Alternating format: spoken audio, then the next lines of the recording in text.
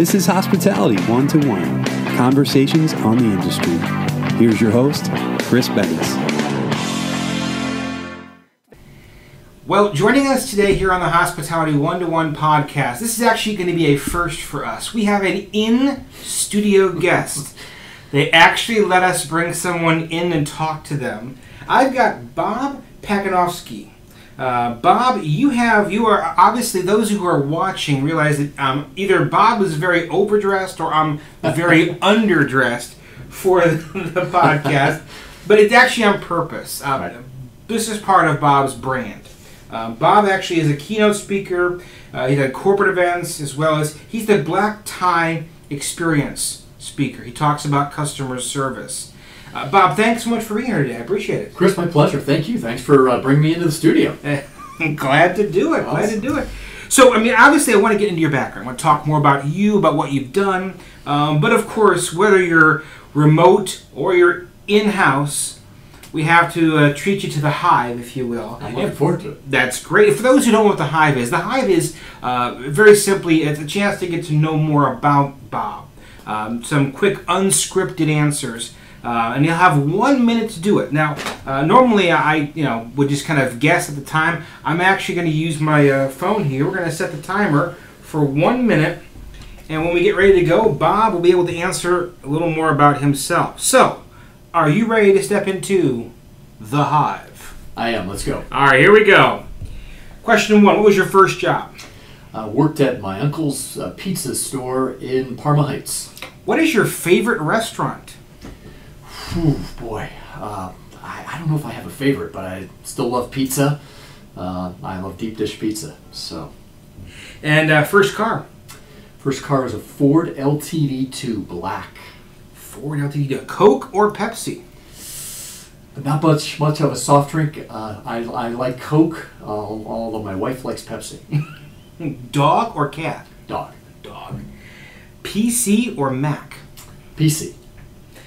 How about call or text? I'm an old-fashioned guy.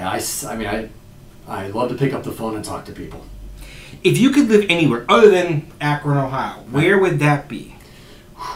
Summertime, Jackson Hole, Wyoming. Wintertime, Maui. Wow. And last one, favorite hotel?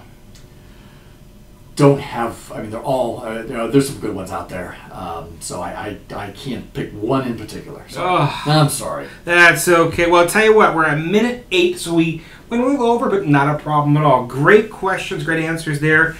Again, getting to know more about Bob, but of course, I like Coke as well when I do drink it. Unfortunately, I drink a little more than I probably should.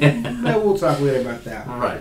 So before we kind of talk more about what you're doing now, right? I kind of wanted to step back, if we will, and give people a chance to know more about who you are, sure, Bob. So kind of tell me your story. How did you get to where you are today?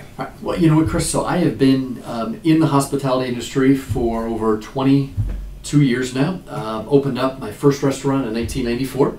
It was just a small neighborhood Italian restaurant, and it worked so well that in our infinite wisdom or lack thereof, we decided to open a second one. Not just open it, mind you, but build it from the ground up. Which was a very wonderful and difficult learning experience. Learned a lot of lessons the hard way.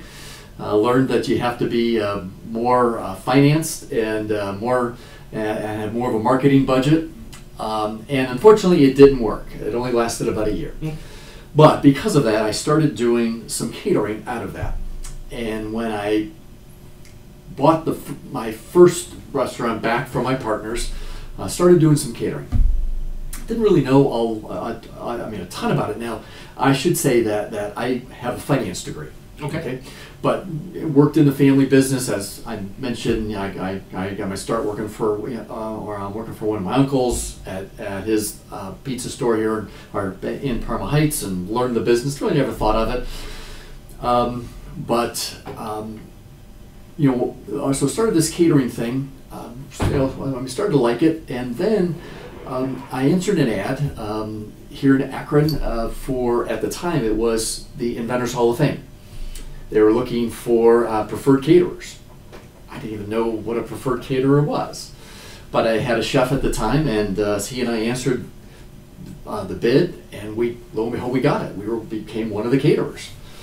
And so I thought this whole thing about unique venues was interesting, and so I started doing more research, and lo and behold, I started building up our list of unique venues, and our first major one after the Hall of Fame was right here in Akron. It was the home of the Cyberlane Stan Hewitt Hall. Okay. And became a caterer there, and that really took us off because of Stan Hewitt. We then became caterer at the Pro Football Hall of Fame, Farm and Village. Went up to some museums up in Cleveland, Akron Art Museum. And so that's where we got our start. Then from there, we just started building the business, and we started adding event services and became this full service event and catering company. But all along, what was crucial to me was training our staff customer service wise, because think about it, we had some really major venues in Northeast Ohio, working with people that were on my staff were part-time as needed people. So I really needed to get that customer service culture down pat. So I actually developed a 7-hour comprehensive training program that before anybody could walk on any floor that we had or working with, they had to go through this training program that first and foremost talked about what our culture was, how important it was, then what we called how our way of doing things, really how to treat the customer, our commandments, so to speak, and really how to look and act and so forth. Then they got the task-oriented aspects of our job done. And it was successful. We grew, we became a more bigger player. In fact, our claim to fame, while at the Hall of Fame, we were able to cater 25 of the Pro Football Hall of Fame induction parties over a 5-year period. Wow. And it was just an awesome opportunity. And I can't just stress enough the great team we had, because these people were phenomenal. What we do in hospitality is hard work. It's just, you're constantly moving, and you really only have that one opportunity to make both a lasting impression and a wow experience. And here we're on one of the biggest stages with the owners and the players, and you name it, and our staff hit it out of the park each and every time. And we got called back by some of the teams because they got players in 1 or 2 years later, and that was our greatest testament, because they called us and said, Bob, we need your team back.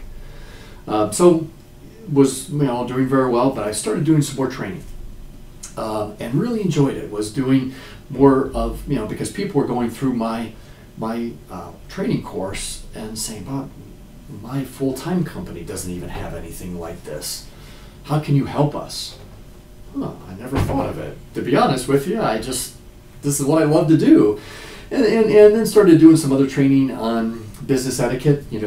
I tell people that after working on 7,000 meetings, events, galas, receptions, you got to see the good, the bad, and the ugly in people, how they act, behave, speak.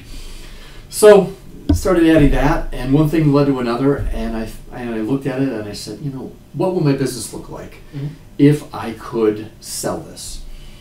And it was a very difficult decision because our staff was so great. But but at the end of 2014, was able to, sell the company.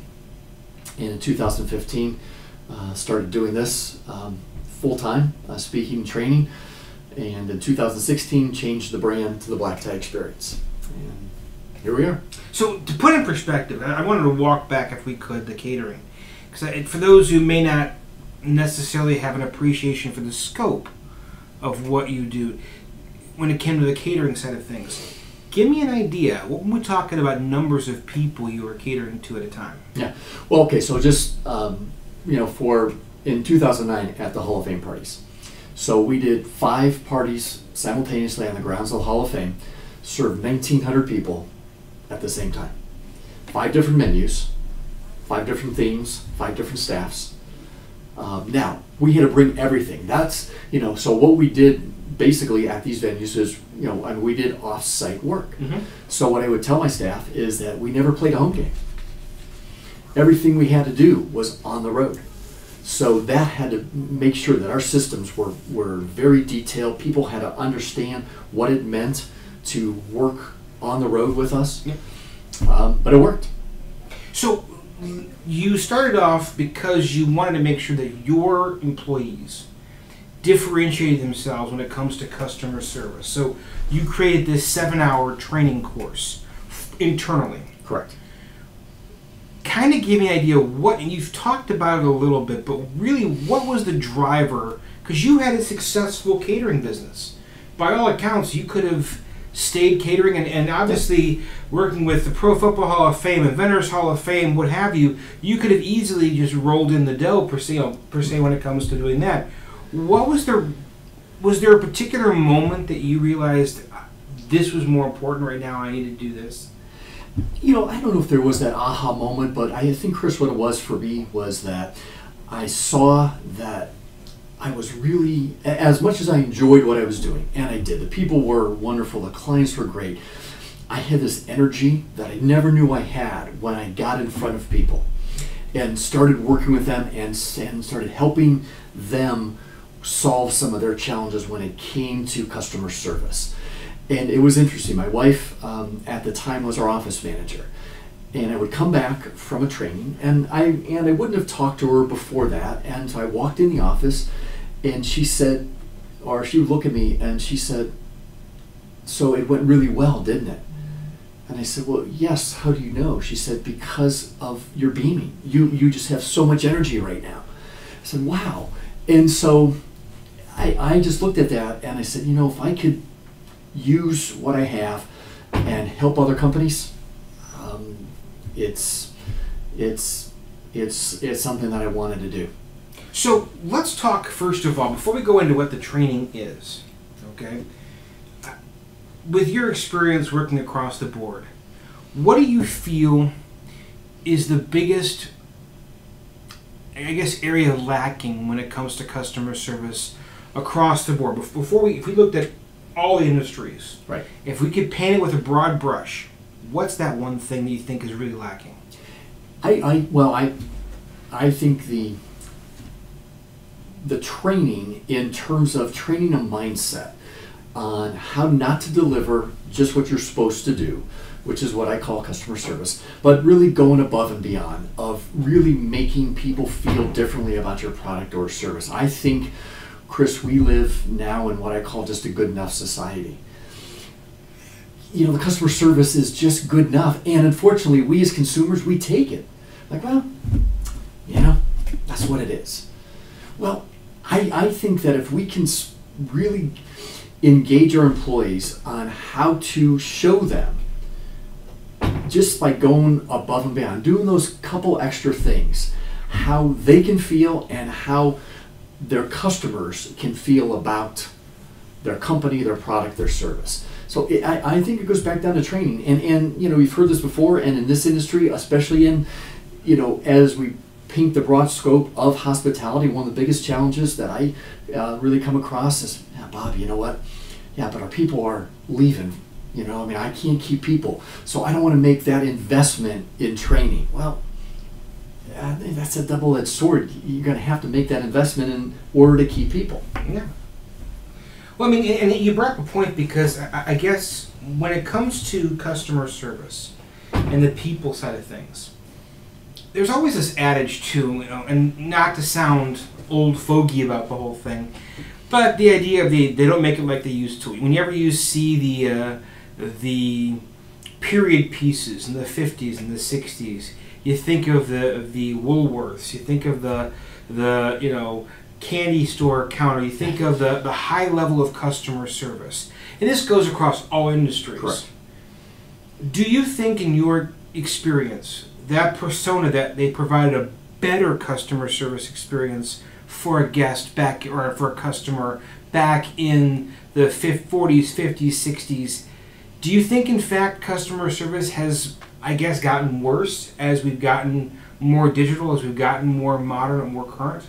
Yeah, that's a great question. And what I talk about is we are now more connected than ever because of technology. Mm-hmm. But at the same time, I think we're just as disconnected.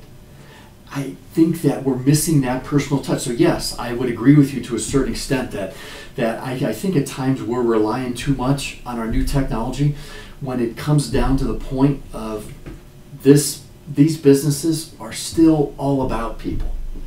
And we've got to get back to that personal connection of really touching those people. And I mean, I know it's easier to do that with technology, but at the same time, I think it just is brings us maybe even further apart versus just picking up the phone. I do text, and yes, it's easier at times, but I'll tell you that if I'm talking with someone via text and I know they're there because they're texting me, at a certain point, I'm going to pick up the phone and say, okay, let's just finish this right now.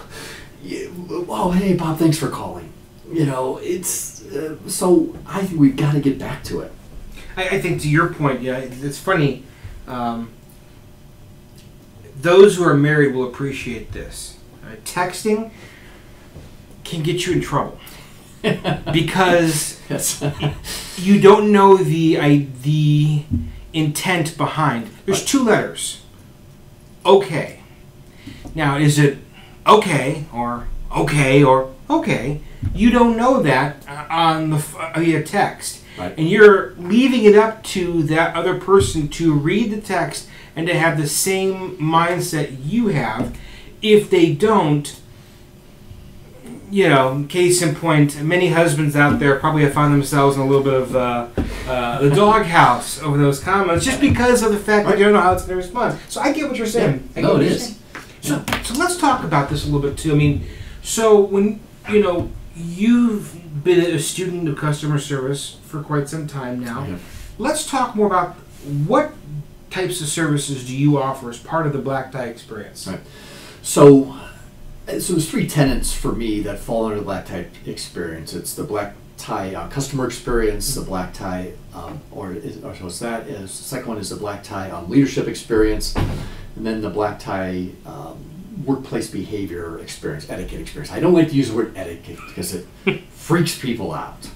Because they think of, you have to have the pinky out when you're, but really the main wheelhouse is that customer experience, because I think it all falls underneath that leadership, how you act, behave. So I have an acronym that I use in all of my seminars, and it's based on the word LASTS, LASTS. Because, Chris, we talk about service. We have to do customer service. We have to do this. Well, I firmly believe that you can't really serve your customer unless you know how to look the part, act the part, speak the part, what your tact is, or how you behave the part. Then finally you can serve the part. So it's look, act, speak, tact, and then serve. So when we talk about customer service, at times we hire bodies. I mean, all industries, we hire bodies because we heard that you like people in your interview. Okay, I need a body for this weekend because I have, because the hotel's completely booked or the restaurant's completely booked or whatever it is. Well, the challenge is that we're not training these people, so unless they don't know how to look the part or act the part or speak the part, they're never going to be able to serve the part.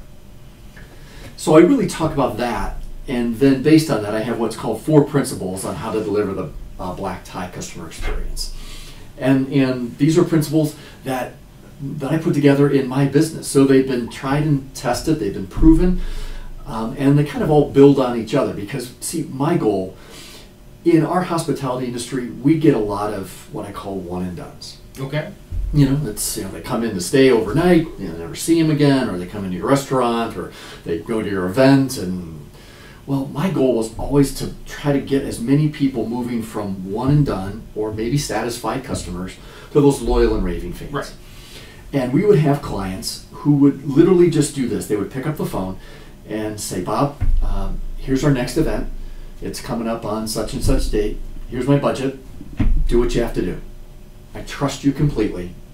I know what you're going to do for me. That's a loyal and raving fan. Right. Okay? So those 4 principles, real quick. The first one is create a culture of welcome for not only your employees, first and foremost, but your customers. So that culture is your foundation. The second one is what I call the way of doing things. So what are your commandments that you're going to train your people on? on, because all the companies have a way of doing things. Right. But here's what I do, is now as a manager, it's not your way, Chris. It's not my way. It's the blank company way. It's the Disney way. It's, the Nike way, whatever it is. Now it becomes, that's the key. So now we're training people on how to deliver this experience. The company way.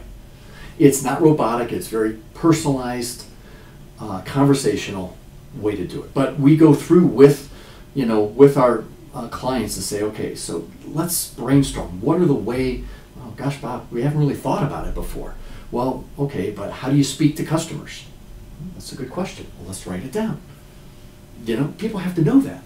So that's the second. The third way is what I call, or always watching your impact points. Mm-hmm. Impact points are those subconscious points that all of us see subconsciously, not only company branded impact points, but behavior based impact points, which are people.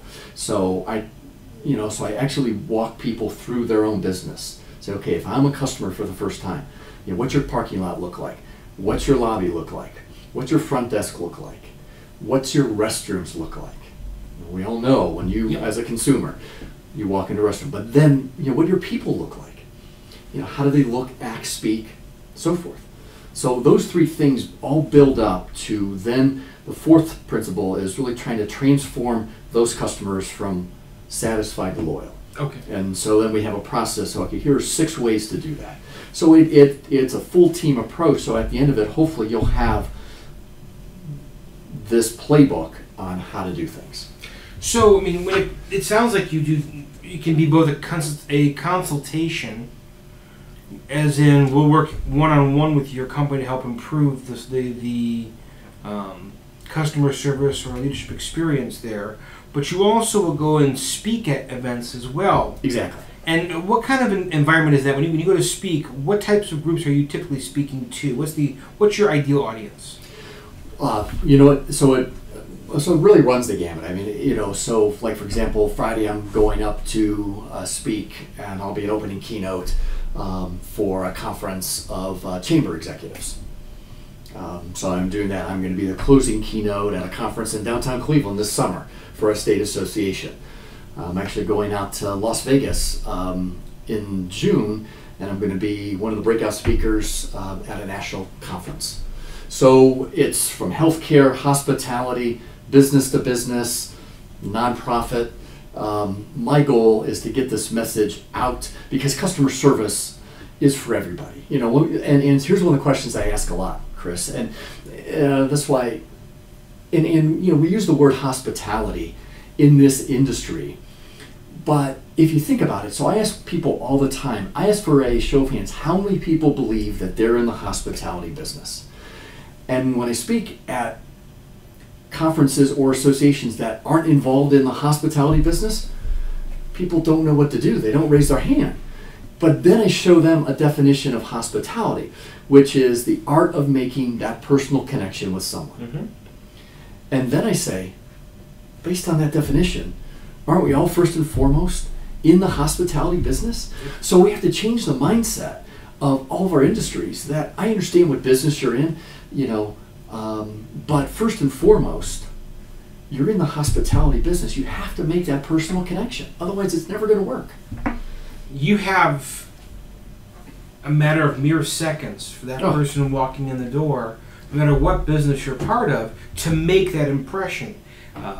Right or wrong, people are going to make a determination on you personally and your business within the first couple of seconds of actually walking into your business. Or, and to your point, if the parking lot is not in good shape, or the signage is not right, or the grass is not cut, any one of those things, they're already going to make a conclusion about your company, right or wrong. They're drawing that thought process, if you will. Correct. And you said some keywords, right or wrong. You still may have a great product, and yes, your product or service may be able to get you through it. However, it's always in the back of your mind, like, oh man, I wonder, gosh, I really don't keep the place neat. I wonder what my product's going to look like. And so that's why they could be a one and done customer for you. I mean, we can survive on one and done customers, but it's a lot of work, Chris, to get one and done customers. Why not create these loyal and raving fans who then become your brand ambassadors, who can't wait to tell your story? That's how you grow your business. I mean, as with any industry, hotels included, business development is your lifeblood. Yes. And while of course a hotel or any auto repair company or any particular restaurant, doesn't matter what it is, any industry is going to require business development to increase its customer base. What you're saying here is, rather than having to constantly pick up the phone and try to find new customers, by utilizing your old customers, they actually, by word of mouth, will help you bring in new customers without you having to work real hard at finding them. Exactly. That's exactly what I'm saying. And that's what I help do. That's how we built our business. Is while we still had a market, we actually, with these loyal and raving fans, we were actually to get or be able to get more business from referrals, saying, hey, you know what, so and so just told me that you or that I need to call you. You guys are the people, and I'm not just talking on the catering, full service events. So we were working, and it got to the stage where we weren't even. There were times where we were going into hotels as the event company. We weren't doing the catering. They hired us to do the event because they knew our attention to detail, and that we weren't going to miss anything. And so I'm just trying to say, hey, it worked for this small company in Akron, Ohio. It can work for you. It can work for you. So let's, before we wrap up, a couple more points. If you're a hotel, a restaurant, a country club, because obviously, while this podcast can apply to everyone, because our main focus, our main people are going to be the hospitality industry, if you will. So if you're one of those venues, and you feel as though either your GSS scores might be lower than they should be, or frankly, you've looked at TripAdvisor and it's looking a little on the rough side, or you just want to set yourself apart from the other restaurants, country clubs, or hotels in your comp set, what's, I guess, the first area you have, or first or couple areas you should look initially, not knowing anything about that particular company? Right. What's the first thing they should do? Chris, I think goes back, they have to look at their people. The people that are working for them, are they the right fit? Because they can also be, and in fact, they absolutely have to be your brand ambassadors for you. So looking at your people, number one, and then looking at your training programs. How involved are you with training? See, Chris, we talk about training, but typically some companies just show people how to deliver customer service. It doesn't work. We have to involve people. We have to really get them into the meat of the program and understand how important it is on whatever principles you have in your company. And that means making an investment in time and money and people. But those two things, first and foremost, because culture is contagious, both great culture and negative culture. I was just working with a client in healthcare, and we could see that there were some challenges, and it was starting to affect the staff. Okay. So I worked with the management, and I said, here are my steps on what you need to do. Well, 1 week later, one of the two people left the company. And Chris, I kid you not, almost overnight, the culture changed back to the positive culture. That's how powerful this is with people. So look at your people. Make sure they're the right fit. Look at your people. Well, obviously, every company is different. Yes. Every organization has its pluses, minuses, and has a need. If there's someone who's watching on YouTube or listening to the podcast, if they're saying, hey, I really think I could utilize Bob's services, how do they get a hold of you? Well, so it's my name, which I know is not that easy to spell, but I have my own website. It's bobpacanovsky.com. It's Pacanovsky. And my email address is the same. It's bob@bobpacanovsky.com. My phone number is here in Akron, Ohio, but I travel all over. It's 330-352-6084. Well, that's great. What we'll do, those of you who perhaps are listening in the car, don't have access to a pen and paper and a pen, don't worry. We're going to put a link to all Bob's contact information up on our website, which is yourhotelrecruiter.com.